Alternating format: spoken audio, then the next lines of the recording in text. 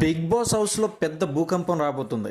ఏంటి మీరు ఆశ్చర్యపోతున్నారా? నిజమండి, ఇది ఆల్రెడీ మన ఛానల్లో గతంలోనే చెప్పి ఉన్నాము. వైల్డ్ కార్డ్ ఎంట్రీ ఒకటి కాదు రెండు కాదు, ఏకంగా 12 మంది ఒకేసారి వైల్డ్ కార్డ్ ఎంట్రీ అయితే ఇవ్వబోతున్నారు. ఒకేసారి ఇస్తారా లేకపోతే వేరువేరుగా వస్తారా అనేది తర్వాత విషయం. కానీ చాలామంది ఏంటంటే వచ్చిన వాళ్ళే ఎందుకు వస్తారు, మళ్ళీ మళ్ళీ వస్తారా, మీ ఛానల్ ఏదో తప్పు చెప్తుందేమో అని అన్నారు. బట్ తెలుగు స్టూడియో టీవీ ఛానల్లో గతంలోనే చెప్పడం జరిగింది.